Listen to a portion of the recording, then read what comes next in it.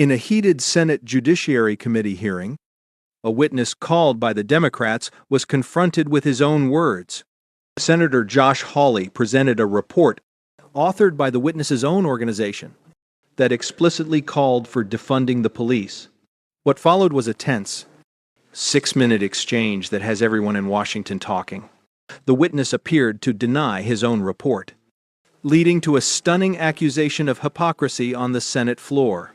Today, we're going to show you the entire uncut confrontation and break down one of the most dramatic moments of the hearing. Did the witness lie under oath? You be the judge.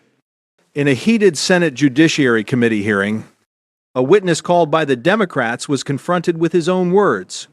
Senator Josh Hawley presented a report authored by the witness's own organization that explicitly called for defunding the police. What followed was a tense, 6-minute exchange that has everyone in Washington talking. The witness appeared to deny his own report, leading to a stunning accusation of hypocrisy on the Senate floor. Today, we're going to show you the entire uncut confrontation and break down one of the most dramatic moments of the hearing. Did the witness lie under oath? You be the judge. What you are about to see is the full, tense exchange between Senator Hawley and Mr. Jackson. Talk about some of these policies that have gotten to where we are today. Mr. Jackson, if I could just start with you. You were Deputy Director in the Biden White House for gun violence and a special assistant to the president. Is that correct? Yes, sir. You're also affiliated with the Community Justice Action Fund. Is that correct? Yes, I'm also a survivor of gun violence. You were their executive director. When was that, the Community Justice Action Fund? 2021 to 2023. And you're affiliated with them now? Yes, as executive advisor. Okay. The Community Justice Action Fund is, do you disclose your donors? Yes. All of the donors are public? Yes. You're funded by the Tides Advocacy Group, among others? They're a fiscal sponsor. This is, right. They That would be handle a our donor. HR. Yeah. Mm-hmm. This is a George Soros funded group? No. He's one of the donors?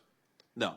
He's a donor to the Tides Advocacy Group? Yeah, that's our fiscal sponsor. So they handle our HR, our back office, our operations. Great. Okay. Great. So in other words, I mean, that's we're one of 300 organizations. right that they run. You are a Yeah, subset we of pay them to be a fiscal sponsor. Well, you are a subset of that organization, which he helps to fund, right? Okay. All right. Just wanted to get a level set here. So let's just, I want to ask you about some of the policies that you've advocated, because they're exactly what we see implemented in these blue cities, like defunding the police. No. Oh, indeed. That's not. We advocate for Wait, investing. I haven't asked a question yet. We'll get to. I've got a lot of questions. Believe me, and I'll give you time.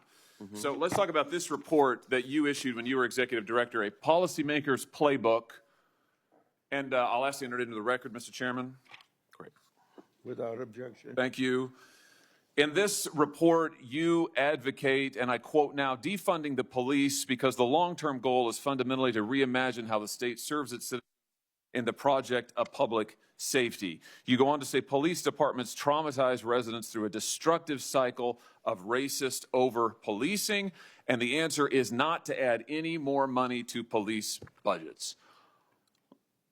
Talk to me about, I mean, why is it that denying policing to the most vulnerable communities is a solution? I know that's what the blue cities are doing, but why is that a good idea?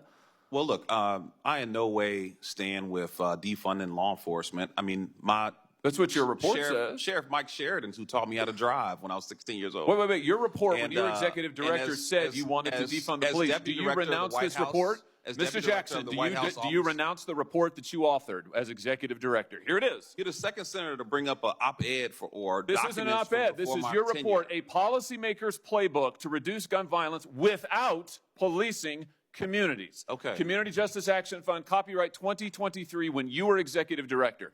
Now you say you don't know anything about it. Now you say that you haven't heard of it, just like the Democrats who all of a sudden say, oh, we're all for the police. They've been advocating defunding them for years. Okay, well, you can look at documents or you can look at results. My question is, do you renounce this report now? You say you no longer agree with this. And my answer is that I led the efforts to invest $42 billion in law enforcement. You've advocated defunding the police as executive director of an organization that you still lead and are affiliated with. Never see me advocate for that directly. What you see me So advocate for what is this, a then? comprehensive approach to reducing violence. Right. The and comprehensive we've recognized approach is that defunding law the police, enforcement is a which is part of what the this ecosystem says. the entire time. This is so typical of what the Democrats do now. After your policies have transparently failed and led to the deaths of millions of Americans, now you say you've never heard of defunding the police. Your own report recommends it on page after page after page. Let me ask about something else you say. Here's what you say we ought to invest in. Instead of funding the police, here's what we ought to invest in. We need to invest in programs that acknowledge the need for safe space initiatives led by lesbian, gay, bisexual, two-spirit, trans, and gender nonconforming people. What's two-spirit? Well, look, I don't know exactly. You guys are pulling some interesting quotes. This is from your report. If you look at the report, the focus is on investing in violence intervention, outreach workers. You say that you shouldn't invest in the police, but we ought to invest in two-spirit community programs that acknowledge two-spirit individuals. We are not going to discriminate what is that? We're not going to discriminate against any nonprofit that What wants is to a help us two-spirit? prevent violence in What our is community. two-spirit? You say don't fund the police, but do fund programs that create safe spaces for two-spirit people. What is?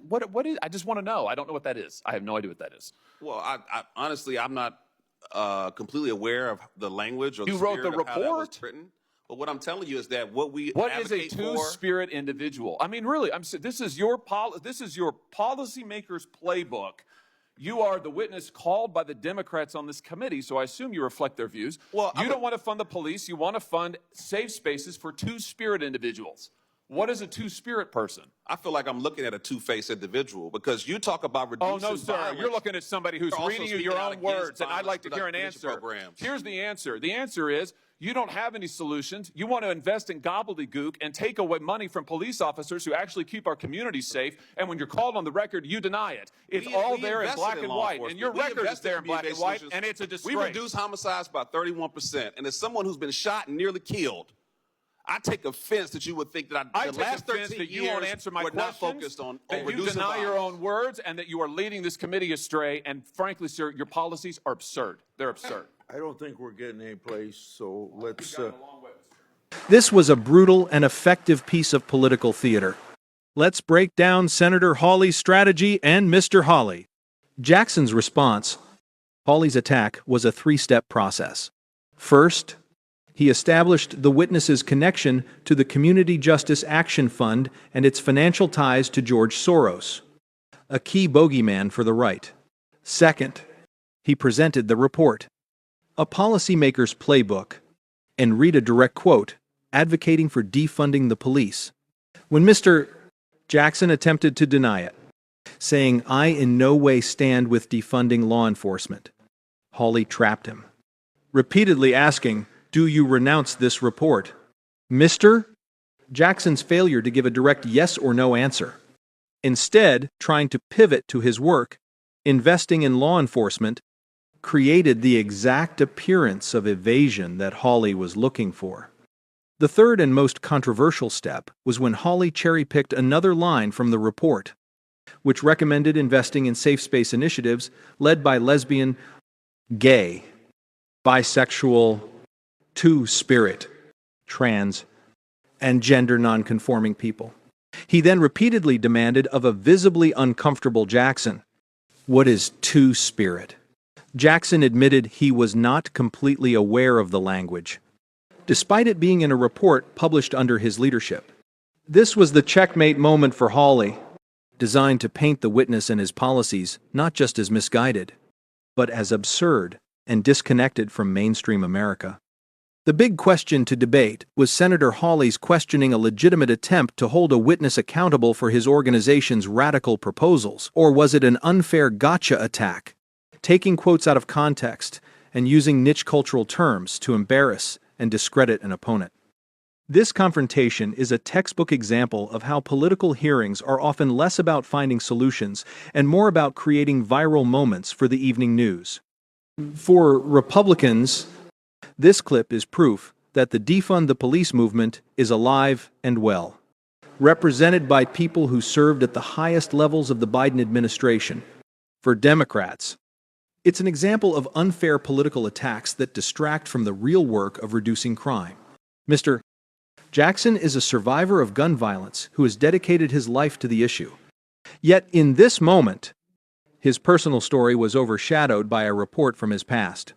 It highlights a critical vulnerability for anyone entering the political arena. Your words will be scrutinized, and you must be prepared to defend them. So what do you think? Did Mr. Jackson handle the questioning poorly? Or was there no right way to answer? Let us know in the comments below. And for more breakdowns of the most intense moments on Capitol Hill, subscribe to our channel